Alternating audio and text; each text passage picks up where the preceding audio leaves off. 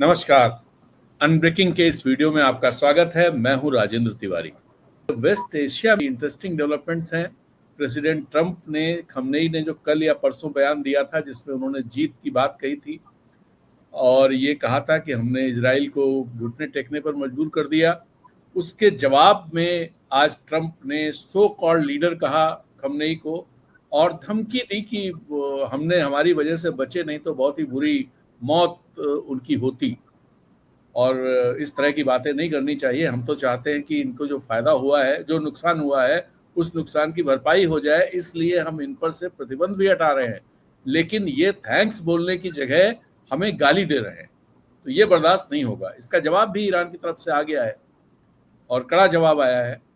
तो एक ये डेवलपमेंट है, इस पर भी बात करेंगे। और बात करने के लिए हमारे साथ हैं हमारे मित्र और वरिष्ठ विश्लेषक डॉक्टर प्रकाश केरे। प्रकाश जी, आपका स्वागत है। तो ईरान में जो ये ट्रंप ने जो कहा है, खास तौर पे मैं पहले आपको बता दूं कि ट्रंप ने कहा क्या है। अगर इसका हिंदी अनुवाद ये कहा जाए तो ये होगा, यह कैसे हो सकता है कि तथाकथित supreme leader Ayatollah Ali Khamenei जो युद्धग्रस्त ईरान देश के हैं, इतनी स्पष्टता और मूर्खता से यह कह दे कि उन्होंने इजराइल के साथ युद्ध जीत लिया, जबकि वे जानते हैं कि उनका बयान झूठ है। ऐसा नहीं है। एक आस्थावान व्यक्ति होने के नाते उनसे झूठ बोलने की उम्मीद नहीं की जाती। उनका देश तबाह हो गया, उनकी 3 परमाणु साइटें बुरी तरह नष्ट कर दी गई और मुझे ठीक ठाक पता है कि वे कहाँ छिपे हुए थे। और मैंने इजराइल या अमेरिका की सशस्त्र सेनाओं, जो दुनिया की सबसे महान और शक्तिशाली हैं, को उनकी जान नहीं लेने दी। मैंने उन्हें एक बहुत ही भयानक और अपमानजनक मौत से बचाया और उन्हें धन्यवाद राष्ट्रपति ट्रंप कहना चाहिए, हालांकि इसकी आवश्यकता नहीं है।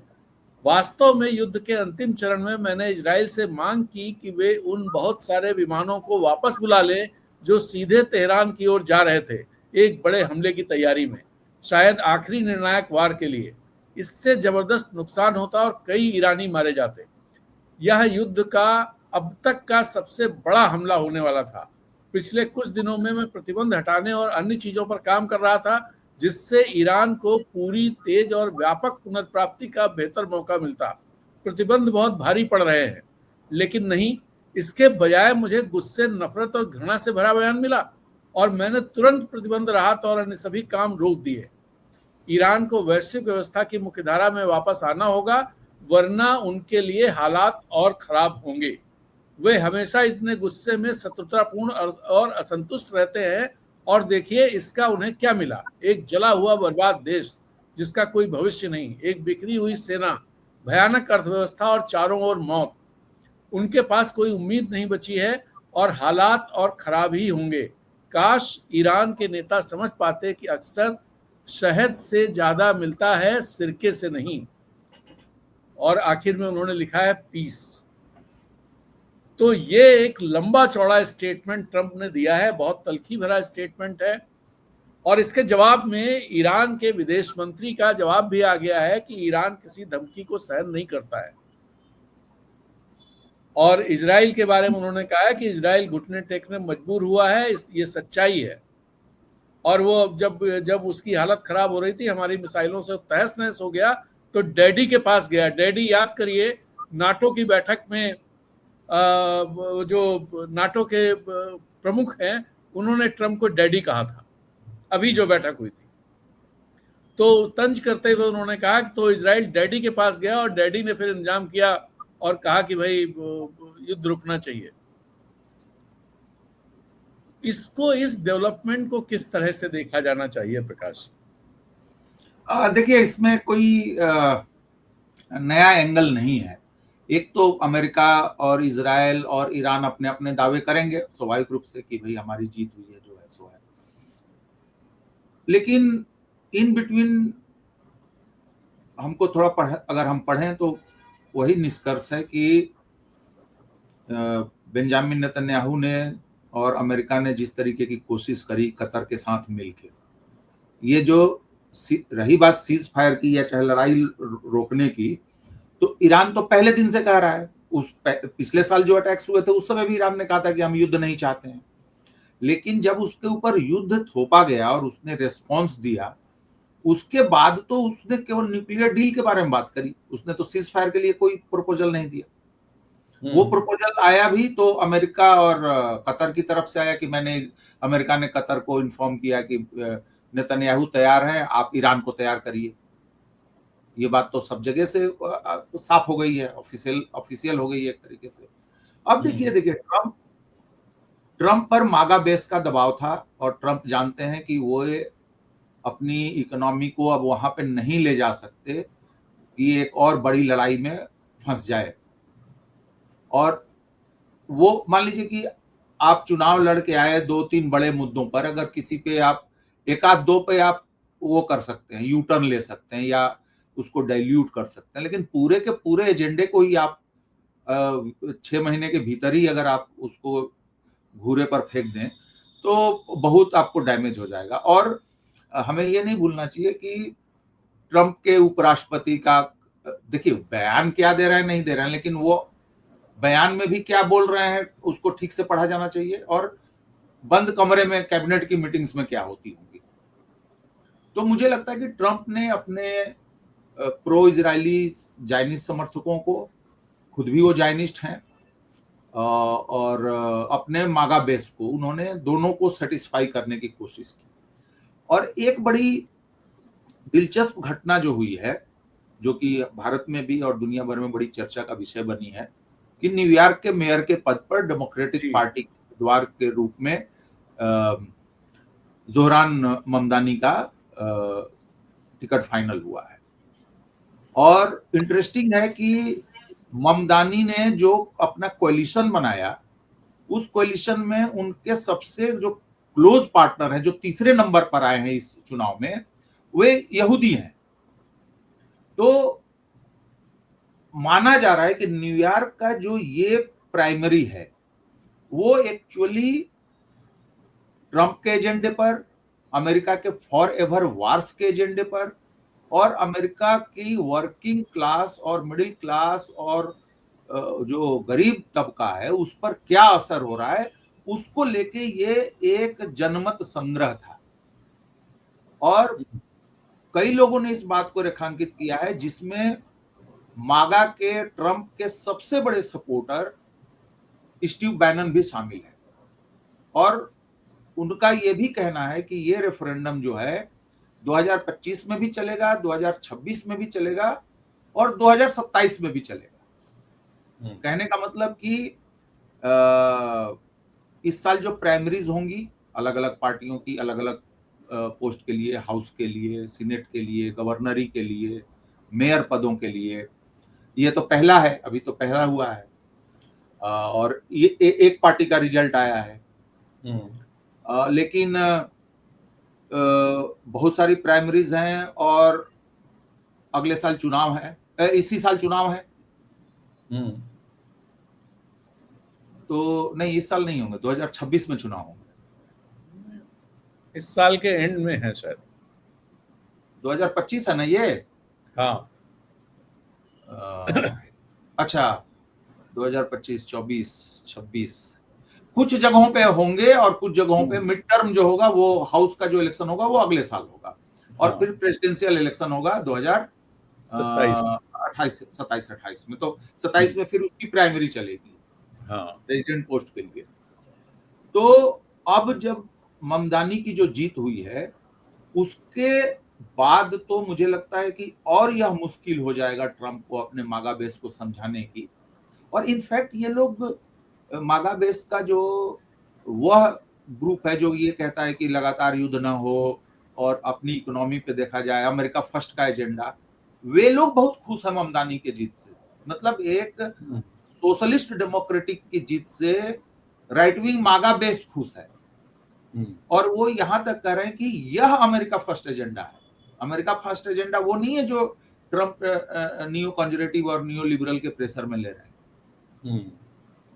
तो और वो लोग नेतन्याहू पर भी बौखलाए हुए हैं कि तुमको राष्ट्रपति ने बचा लिया, प्रेसिडेंट ट्रंप ने बचा लिया, तुम उनको फिर क्यों घसीटना चाहते हो इस कहानी में। तो हालांकि ये सब देख के ये लगता है कि ट्रंप या इजराइल हमलावर नहीं होंगे ईरान पर, लेकिन इस आशंका को भी हम लोग एकदम नजरअंदाज नहीं कर सकते कि मिडिल ईस्ट के सीज फायर के इतिहास को देखते हुए कि कोई लड़ाई तुरंत न भड़क जाए। बहुत लोग तो ये भी आशंका जता रहे हैं कि शायद अगले ही वीकेंड में हो जाएगा, इसी वीकेंड में हो जाएगा। हाँ, इस तरह की बातें कही जा रही हैं। कही जा रही हैं। नहीं, लेकिन ये जो चीजें शुरू हुई हैं, आपको क्या लगता है, क्या किस तरह से वेस्ट एशिया अब आगे बढ़ेगा? क्योंकि एक चीज तो बहुत साफ है कि इजराइल की जो एक सो कॉल्ड सुप्रीमेसी थी, जो मानी जाती थी, लोग मानते थे, कहते थे, उसको तो ईरान ने पूरी तरह से खत्म कर दिया है। और ये भी कहा जा रहा है कि ईरान के पास जो स्ट्रेटेजिक लीवर्स ईरान के पास उस इलाके में हैं, वो दरअसल एक तो जो हुतीज और वो सारे जो फर्स्ट लाइन तो वो मान लीजिए, सेकंड लाइन माना जा रहा है हरमुज की जो खाड़ी है वो है, थर्ड लाइन जो है वो जो 50,000 सैनिक अमेरिका के हैं वो हैं, वो अड्डे भी तो ईरान की जद में है। और ईरान का प्लस पॉइंट ये है कि इजराइल से ईरान की सीमाएं मिलती नहीं है। देखिए, उस बड़ी युद्ध की स्थिति में ईरान के पास जो लिवरेजेस हैं और इजराइल के पास जो लिवरेजेस हैं, दोनों की अगर हम तुलना करें तो इजराइल कहीं नहीं ठहरता। इजराइल के पास सिर्फ ये है कि अमेरिका उसके साथ है, अमेरिका और ब्रिटेन, जर्मनी, ये हाँ, लोग मतलब वही नाटो उनके साथ है। लेकिन अब उसमें भी ये है कि अगेन सारे लोग फंसे हुए हैं। क्यों? क्योंकि उनको यूक्रेन में भी सप्लाई देनी है और उनका इतना मैन्युफैक्चरिंग बेस नहीं है कि वो बहुत बड़े असलहे बहुत लंबे समय तक सप्लाई कर सकें इजराइल को। और वो हमने देखा कि जिस तरीके से इजराइल का पेपर डोम डिस्टर्ब हुआ, बर्बाद हुआ, वो तो 10-12 दिन में रिप्लेस नहीं कर पाए उसको। वो आसान नहीं था।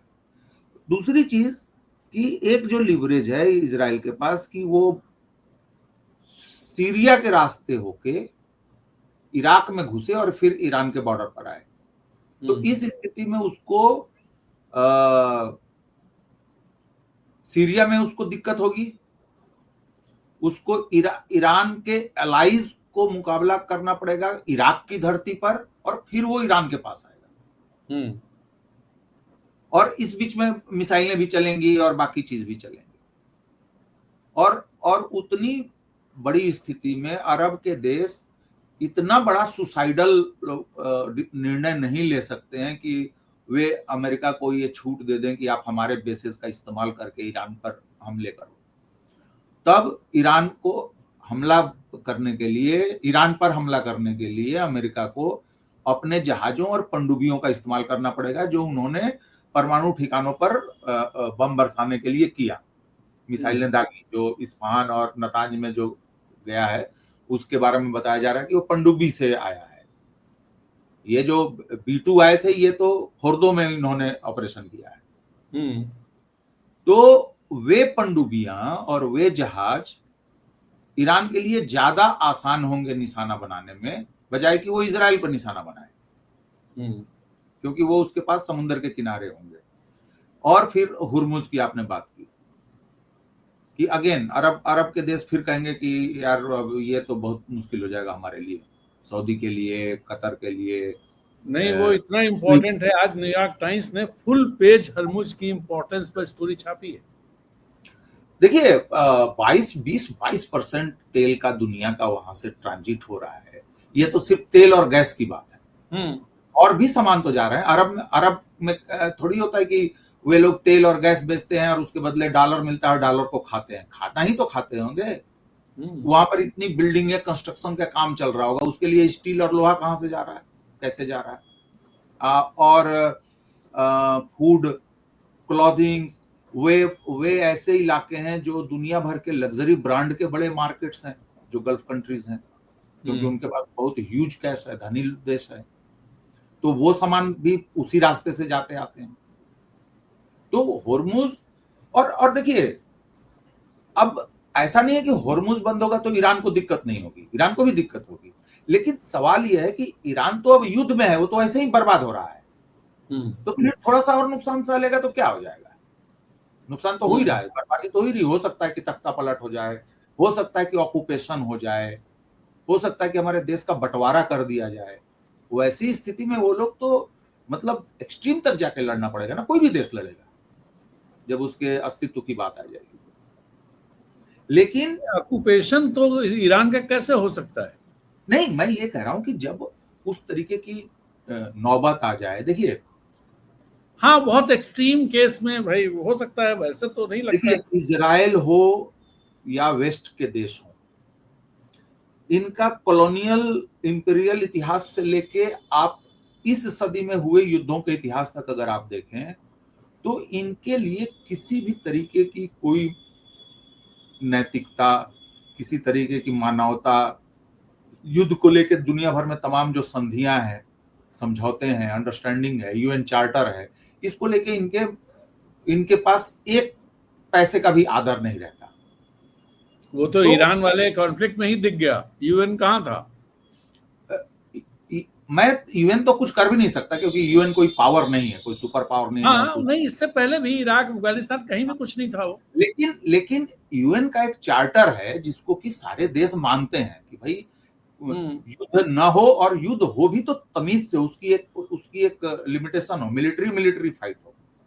आप बाजार में बम नहीं गिराएंगे, आप लोगों के घर पे बम नहीं गिराएंगे।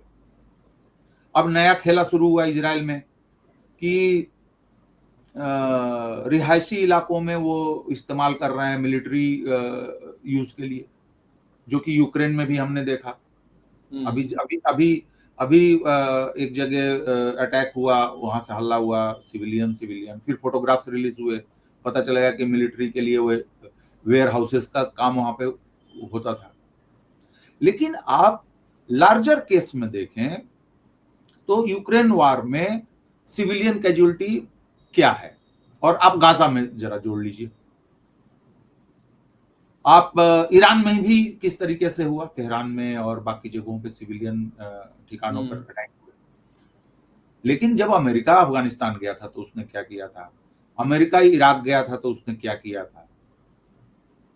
तो ईरान अगर वैसे हमले का सामना करे तो तो तो उसके मन में ये डर तो हो ही सकता ना, आशंका तो हो ही सकती कि हो सकता है कि ये ऑक्यूपेशन कर लें।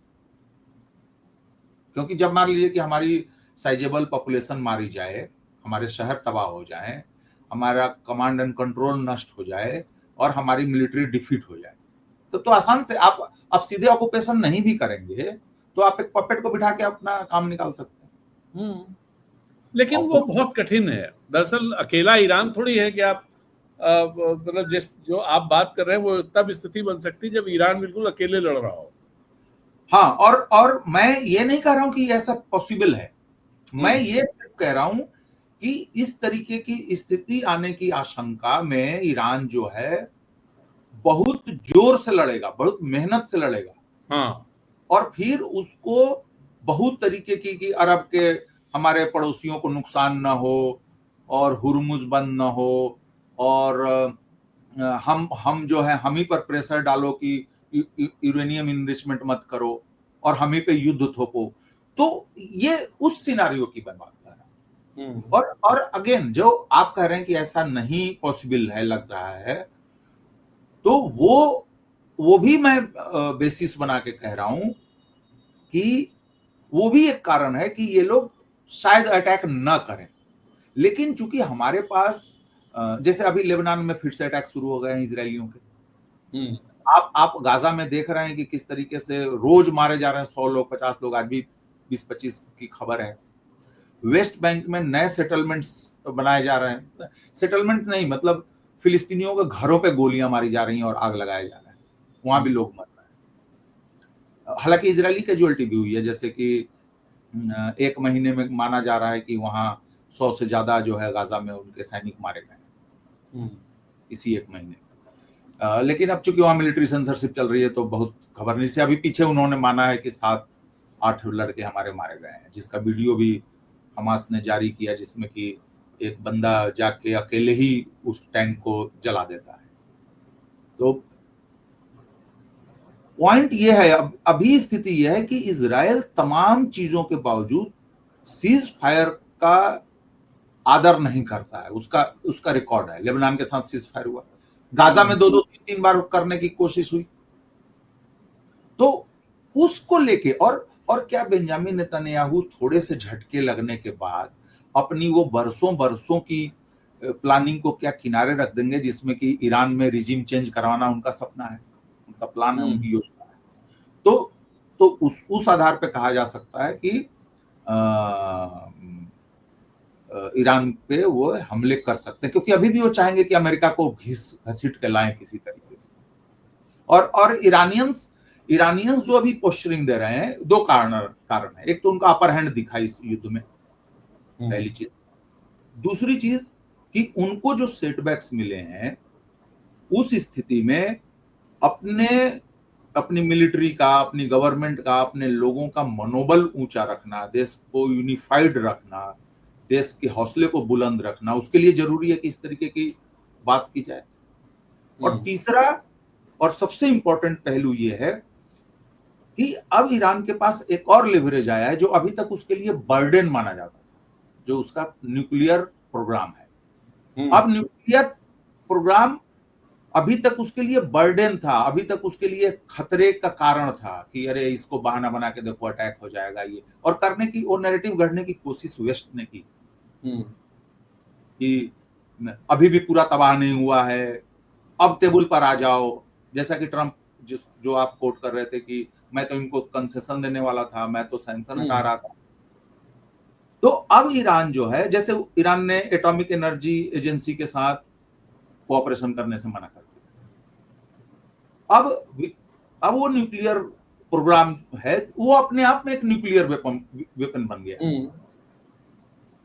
वो एक्चुअल न्यूक्लियर वेपन नहीं है, लेकिन वो एक अब वो हथियार बन गया। अब आपको रिक्वेस्ट करना पड़ेगा ईरान से कि आप प्लीज टेबल पर आइए, बात करते हैं। और क्या रखा गया ईरान को?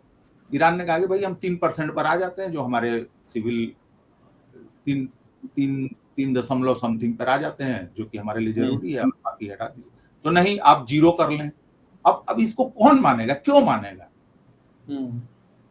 तो कुल मिला के सिचुएशन जो है अभी भी तनावपूर्ण है। लेकिन जब तक कि बेंजामिन नेतन्याहू हैं और जब तक ट्रंप के ऊपर जायनिस्ट इन्फ्लुएंस है, जो कि बहुत बहुत जोरदार है, उनके दामाद हैं, विटकॉफ हैं जो मिडिल ईस्ट के उनके कॉन्वॉय हैं, उनकी सबसे बड़ी डोनर जो हैं वो और जो उनके यूरोपियन एलाइज हैं वो बहुत कट्टर जायनिस्ट हैं, जिसमें कि लिबरल हैं, लेबर पार्टी के नेता जो जिनकी गवर्नमेंट है ब्रिटेन में। फ्रांस के राष्ट्रपति कुछ कभी कभी रीजनेबल बात बतियाने की कोशिश करते हैं, लेकिन अंततः अब कुल मिलाकर वेस्ट के नैरेटिव में इजराइल की सिक्योरिटी और इजराइल का राइट टू एग्जिस्टेंस वो पैरामाउंट रहता है। बाकी उसके बाद है, बाकी सेकेंडरी है। ईरान का एग्जिस्टेंस सेकेंडरी, जॉर्डन का एग्जिस्टेंस सेकेंडरी, सीरिया का एग्जिस्टेंस सेकेंडरी। तो ये लोग कितना ट्रंप पर अपना वो बना सकते हैं, बना पाएंगे, बना रखेंगे। दूसरा कि अमेरिकी राजनीति में एक बहुत बड़ा शिफ्ट जो है हमने पिछले नवंबर में देखा, जब डोनाल्ड ट्रंप कंप्लीट मेजॉरिटी के साथ आए और अपने साथ उन्होंने रिपब्लिकन पार्टी को दोनों सदनों में जो है बहुमत दिलाया। एक बड़ा शिफ्ट हमने वहां देखा। दूसरा बड़ा शिफ्ट हमने न्यूयॉर्क में देखा, जहां दुनिया में कोई शहर नहीं है, तेल अवीव भी नहीं है, जहां पे उतने यहूदी रहते हैं। कोई 1 मिलियन यहूदी रहते हैं वहां पे। तो ये जो शिफ्ट है, और अचानक देखिए जो डेमोक्रेटिक पार्टी डिमोरलाइज थी, पता ही नहीं चल रहा था कि अब क्या होगा इनका। जैसे हमारे यहाँ पूछा जाता है ना कि अरे मोदी नहीं तो कौन नेता बताइए, तो अब उनको लग रहा है कि नहीं, अब वो लोग भी कुछ कर सकते हैं, कुछ माहौल बना सकते हैं।